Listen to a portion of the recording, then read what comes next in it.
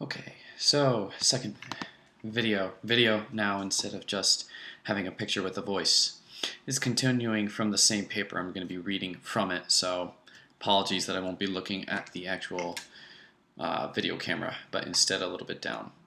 But anyway, so part 1, the Shroud of Turin's physical properties. Though it is inevitably the image on the shroud that garners attention, the physical properties can be very telling in and of themselves.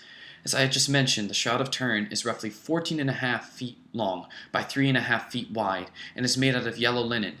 Linen is made from the flax of Linum ustensum, I'm sorry on my pronunciation of Latin, which is native to a region from the eastern Mediterranean to India. More importantly, linen was used greatly for clothing in ancient Egypt and the ancient classical world, including Rome and Palestine. The shroud has a Z-twist, meaning that whoever held the original spindle in its production rotated it clockwise. This is significant as it rules out an ancient Egyptian origin, since their linen had the reverse twist.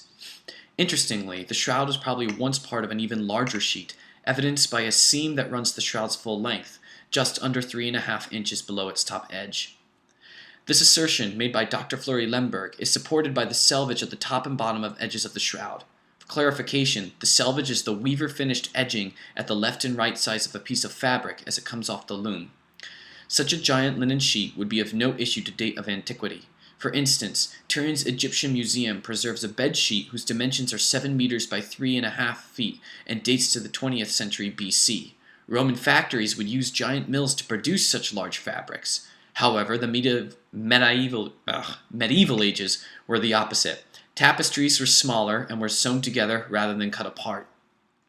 Most exciting of Dr. Fleury Lemberg's discoveries was on the back side of the cloth at the location of the aforementioned seam. The highly unusual technical characteristics of the seam had only been seen by her in one other set of textiles, those found at Masada, the historic Dead Sea fortress, which dates to the 1st century.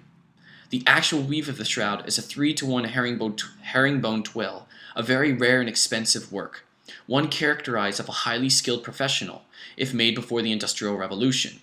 In such a weave, each weft thread would be woven under 3 warp threads, and then over one, creating diagonal lines. We know that such a weave was used in pre-medieval times from the silk weaves found in Syria, Halborough, Trier, Conthi, Rivol, and Cologne. However, there has not been a medieval parallel of such a weave.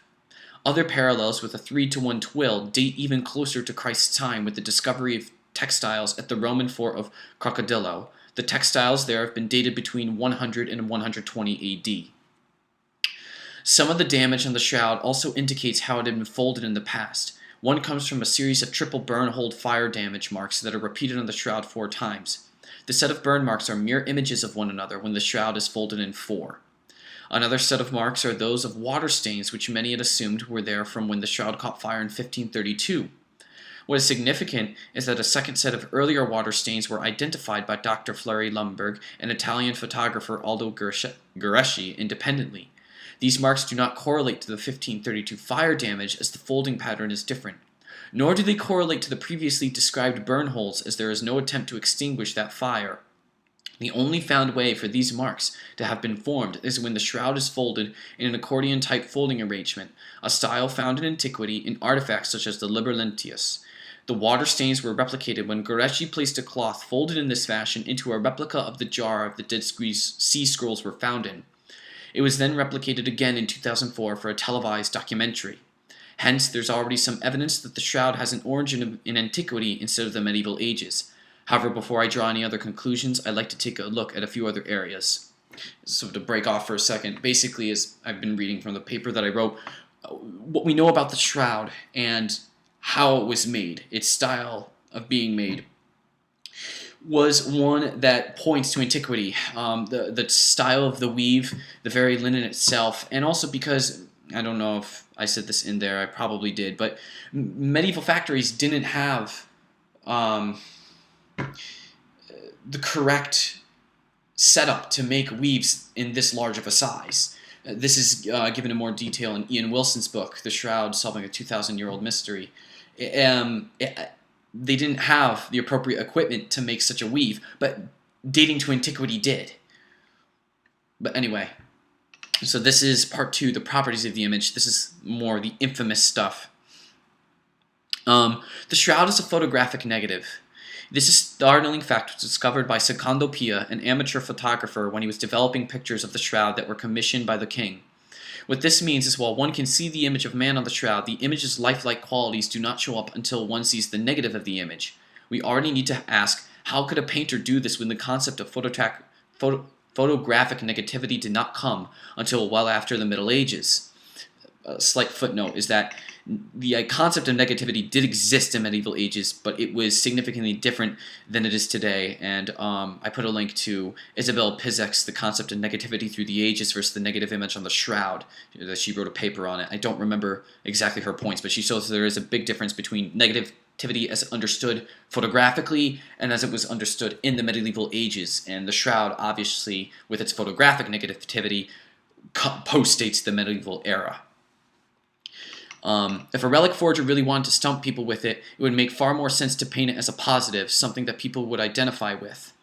However, this alone doesn't prove anything, as people did indeed believe that the shroud was the genuine burial cloth of Christ long before Secondo's discovery. Even still, the sheer amount of detail, which will become more apparent in the anatomy section of this lecture, or series of videos, would be incredibly hard for an artist to replicate in the form of a negative, let alone both the front and the back sides of the body, as well as hundreds of years before such a concept ever existed. And I think that's the first thing people need to realize about the Shroud of Turin. The concept of photographic negativity, as we understand today, just didn't exist in the medieval ages. We need to posit someone who understood such a thing, though the concept wasn't even thought of. Which seems to be kind of absurd. Now, I think many people who are skeptical of the shroud are okay with that because not everyone, but a lot of people who are skeptical of the shroud hold to physicalism.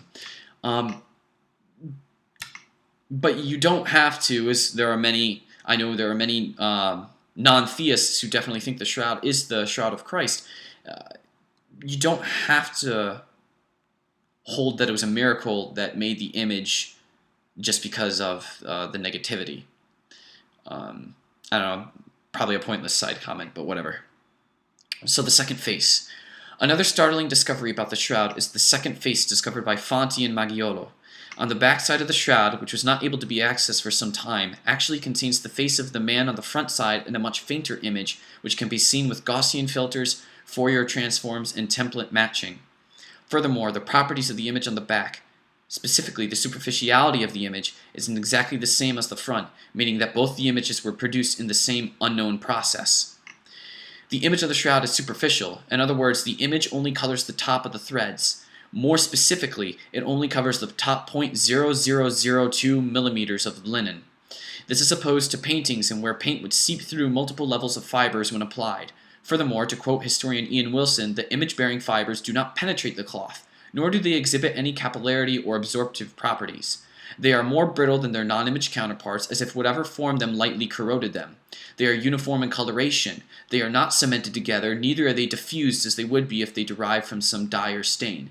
They do not fluoresce or reflect back any light. Most emphatically, they are not made by any pigment.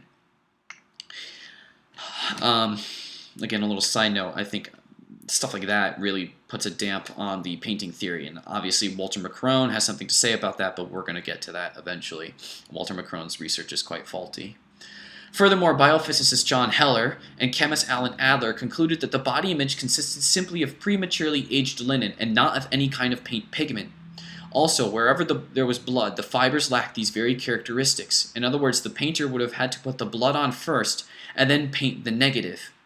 The problem with this hypothesis is that if the blood had just been poured on the cloth, it would have been absorbed into the fabric and dried as a crusty, intact mass.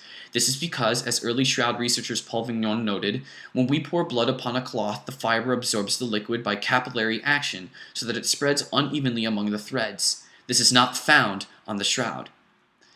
The image also exhibits three-dimensional properties when analyzed by a VPA image analyzer, a device that uses shades of black and white that are then translated into levels of vertical relief that can be viewed and adjusted via a television screen.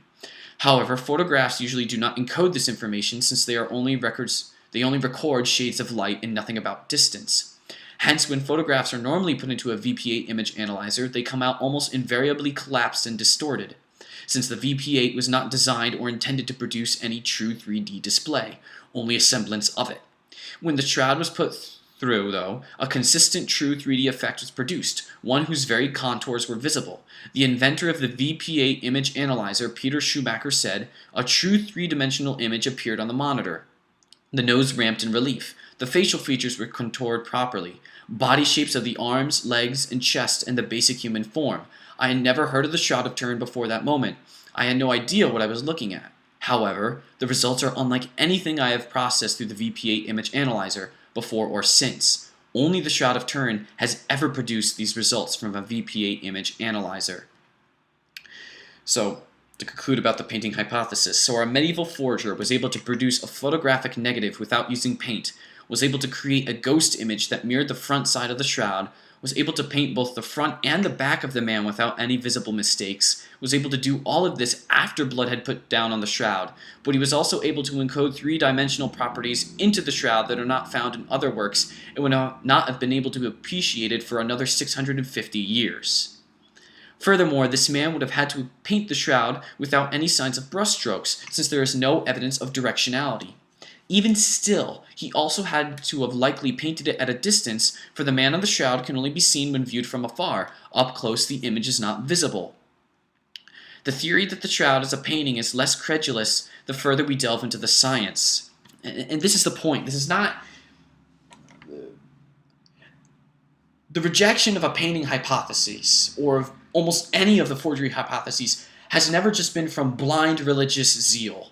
This is not creationism 2.0, so to speak, denying science and substituting pseudoscience.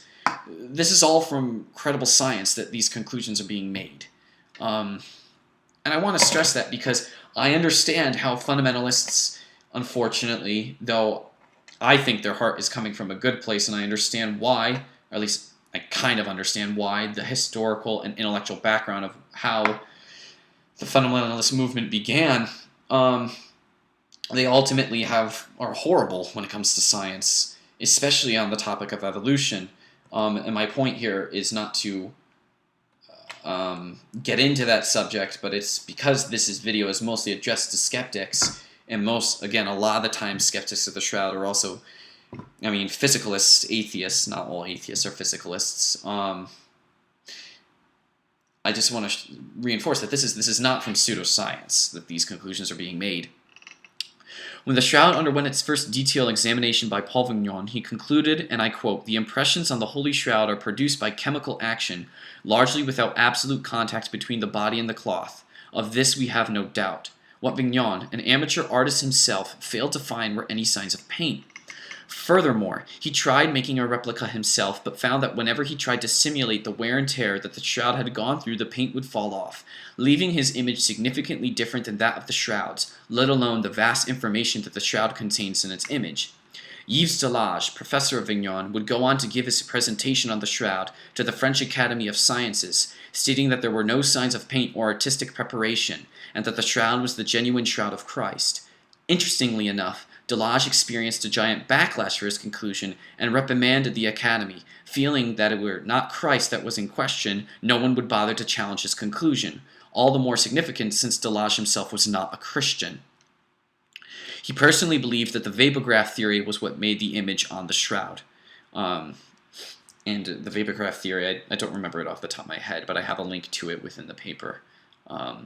It's presented in a PowerPoint presentation on the science of the shroud. A further problem for the painting hypothesis is that linen is a tough substance to paint on, especially because it is water resistant. To consider what we have learned thus far, as well as all the anatomical information that is to come, and then say it was all painted on such a difficult substance seems highly unlikely. Furthermore, the darker colored lines which make up the image are roughly 1/100th the width of a human hair, something that is impossible to have been painted on by an artist manually. There is also lack of definite edges in an artistic style, something that we expect to see if the shroud was a painting, as well as foreshortening, an artistic concept which was not used until the Renaissance. Most devastatingly, though, X-rays done on the shroud show that neither the blood nor the body imprints showed up on their plates. This would be hard to explain if the shroud were a medieval fake, since lead-based pigments always show up very strongly on such X-ray tests. So then why all the controversy? Everything here that I've talked about seems to point decidedly against a medieval forgery, yet many skeptics still claim that it was indeed a painting. What possible support could they have? For this, we must turn to Walter McCrone. And that will be the subject of the next video, as I've probably taken up too much time already in this one. So, thank you for watching. This is, I'm going to just keep doing these to get this out there, and then post more updates periodically. Obviously, comments, questions, criticisms, I do ask that if one makes a comment, question, criticism, conundrum even, that just do it in an air of, let's all do it in an air of patience and understanding, and not trying to be bitter and vitriolic. And I'm not saying that just to theists who are rabidly anti-theist. There's a lot of obviously Christians or any kind of a theist who is just as rabid and dismissive and quick to temper. And I don't want to have to deal with anything like that, if that's all right. Thank you.